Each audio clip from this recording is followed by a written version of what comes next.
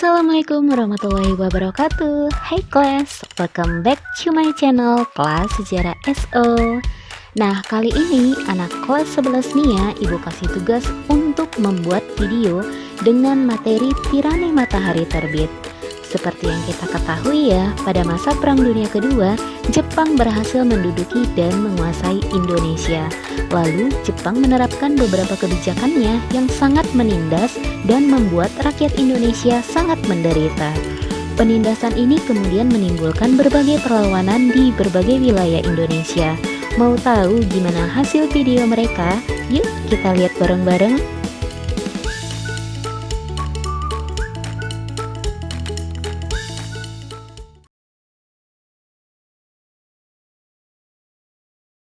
Assalamualaikum warahmatullahi wabarakatuh. Selamat pagi buat teman-teman sekalian. Kami dari kelompok 2 akan membawakan materi tentang pengerahan dan penindasan kasus perlawanan.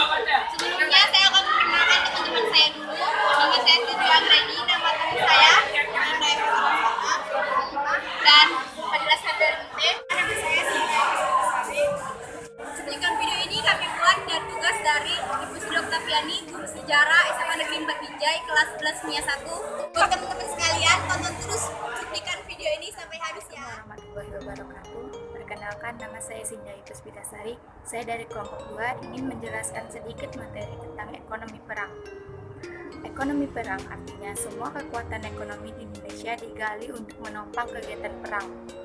Pada waktu Jepang mendarat di Indonesia pada tahun 1942, ternyata Hindia Belanda telah membumi hanguskan objek-objek vital yang ada di Indonesia.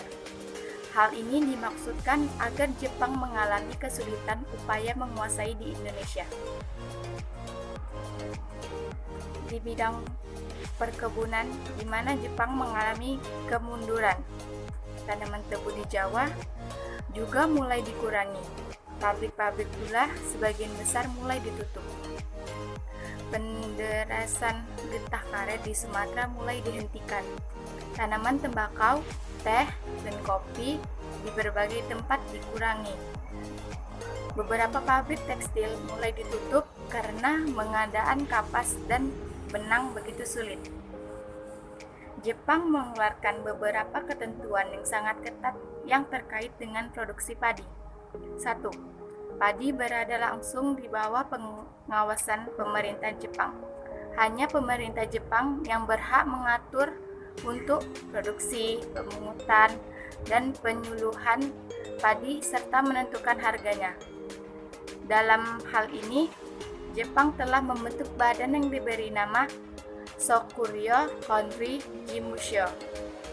2. Penggiling dan perdagangan padi tidak boleh beroperasi sendiri, harus diatur oleh kantor pengelolaan pangan. 3. Para petani harus menjual hasil produksi padinya kepada pemerintah sesuai dengan kuota dan harga yang telah ditentukan pemerintah Jepang. Sekianlah dari penjelasan materi saya. Sekian dan terima kasih. Wassalamualaikum warahmatullahi wabarakatuh. Assalamualaikum warahmatullahi wabarakatuh. Saya Mutiara. Di sini saya akan menjelaskan tentang pengendalian di bidang pendidikan dan kebudayaan. Pemerintah Jepang mulai membatasi kegiatan pendidikan. Jumlah sekolah juga dikurangi secara drastis. Jumlah sekolah dasar menurun dari 21.500 menjadi 13.500 buah. Sekolah lanjutan menurun dari 850 buah menjadi 20 buah. Kegiatan perguruan tinggi juga dikatakan macet. Jumlah murid sekolah dasar menurun 30% dan jumlah siswa sekolah lanjutan merosot sampai 90%. Begitu juga tenaga pengajarnya mengalami penurunan secara signifikan. Muatan kurikulum yang diajarkan juga dibatasi. Mata pelajaran bahasa Indonesia dijadikan mata pelajaran utama, sekaligus sebagai bahasa pengantar. Kemudian bahasa Jepang menjadi mata pelajaran wajib di sekolah. Para pelajar harus menghormati budaya dan adat istiadat Jepang. Mereka juga harus melakukan kegiatan kerja bakti atau kinrohoshil. Kegiatan kerja bakti itu meliputi pengumpulan bahan-bahan untuk perang, penanaman bahan makanan, penanaman pohon jarak, perbaikan jalan, dan pembersihan asrama. Para pelajar juga harus mengikuti kegiatan latihan jasmani dan kemiliteran. Mereka harus benar-benar menjalankan semangat Jepang atau Nippon Seishin. Para pelajar juga harus menyanyikan lagu Kimigayo, menghormati bendera Hinomaru, dan melakukan gerak badan Haiso serta Seikere. Banyak anak usia sekolah yang harus masuk organisasi semi militer, sehingga banyak anak yang meninggalkan bangku sekolah. Bagi Jepang, pelaksanaan pendidikan bagi rakyat Indonesia bukan untuk membuat pandai, tetapi dalam rangka untuk membentuk kader-kader yang mempelopori program kemakmuran bersama Asia Timur Raya. Oleh karena itu, sekolah selalu menjadi tempat indoktrinasi kejepangan. Akibat keputusan pemerintah Jepang tersebut membuat angka buta huruf menjadi meningkat. Oleh karena itu, pemuda Indonesia mengadakan program pembatasan buta huruf yang dipelopori oleh Putera. Berdasarkan kenyataan tersebut, dapat dikatakan bahwa kondisi pendidikan Indonesia pada masa pendudukan Jepang mengalami kemunduran. Kemunduran pendidikan itu juga berkaitan dengan kebijakan pemerintah Jepang yang lebih berorientasi pada kemiliteran untuk kepentingan pertahanan Indonesia dibandingkan pendidikan. Banyak anak usia sekolah yang harus masuk organisasi semi militer. Assalamualaikum warahmatullahi wabarakatuh. Perkenalkan, nama saya Siti Halimah. Saya akan menjelaskan tentang pergerakan Romusa.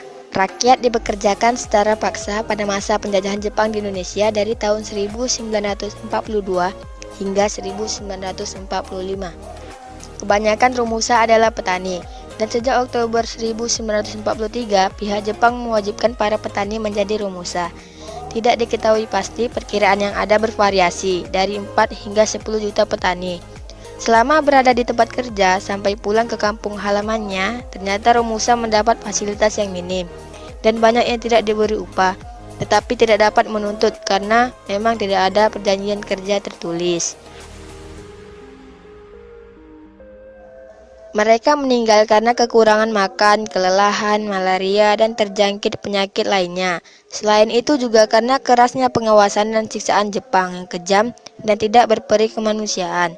Tidak adanya perawatan kesehatan seakan-akan telah menjadi rumus bahwa siapa yang tidak lagi kuat bekerja maka akan mati. Sekian, itu saja dari saya. Terima kasih. Assalamualaikum warahmatullahi wabarakatuh. Nama saya Rian Sita Putra Lubis. Saya akan menjelaskan tentang perlawanan di Singaparna. Dengan adanya kependudukan militer Jepang di Indonesia, ternyata telah menimbulkan perlawanan dari rakyat Indonesia. Perlawanan kepada militer Jepang telah terjadi di berbagai daerah di Indonesia. Adanya perlawanan rakyat terhadap pihak Jepang disebabkan pemerintahan Jepang telah berlaku sewenang-wenang.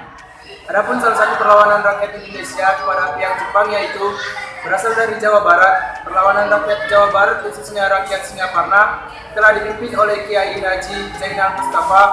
Kiai Haji Zainal Mustafa merupakan seorang pemimpin pesantren Sukamna di Singaparna, Tasikmalaya, Jawa Barat.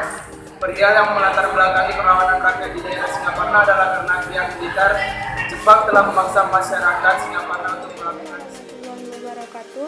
Perkenalkan, nama saya Ananda Ivan Rasana. Di sini saya akan menjelaskan tentang perlawanan di Singaparna. Dengan adanya kependudukan militer Jepang di Indonesia, ternyata telah menimbulkan perlawanan dari rakyat Indonesia. Perlawanan kepada militer Jepang telah terjadi di berbagai daerah di Indonesia. Adanya perlawanan rakyat terhadap pihak Jepang disebabkan pemerintahan Jepang telah berlaku sewenang-wenang.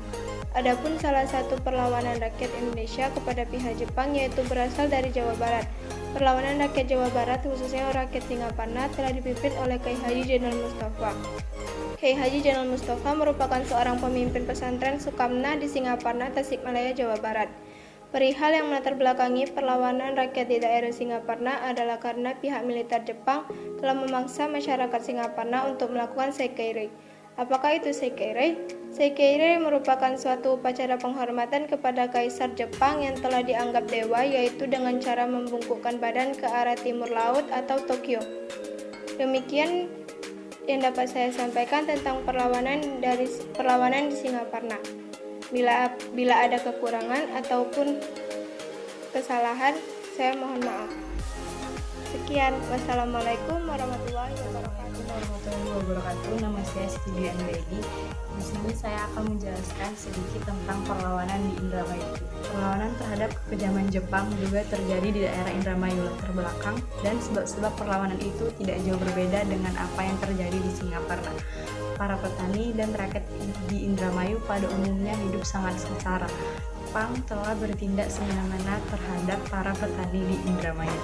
Mereka harus menyerahkan sebagian besar hasil padinya kepada Jepang. Untuk kebijakan ini sangat menyengsarakan rakyat Indramayu.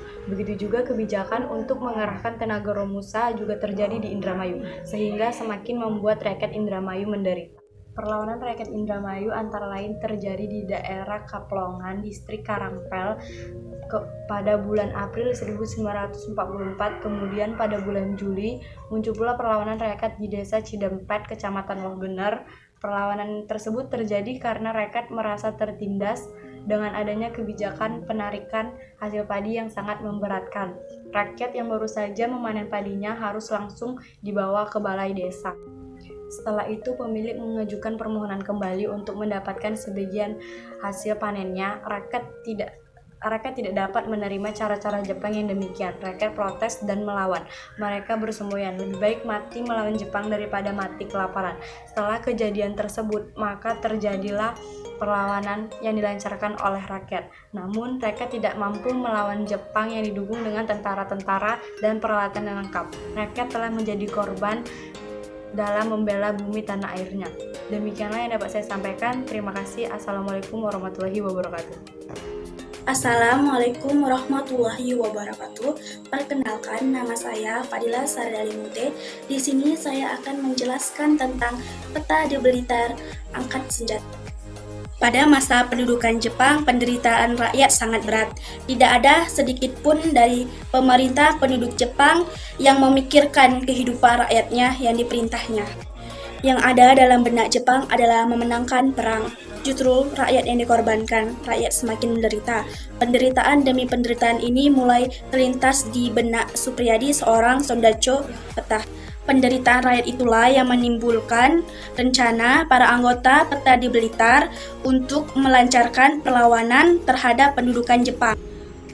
Untuk menghadapi perlawanan peta di bawah pimpinan Supriyadi, Jepang mengerahkan semua pasukannya dan mulai memblokir serta mengepung pertahanan pasukan peta tersebut. Kekuatan peta ini di bawah pimpinan Supriyadi semakin lemah.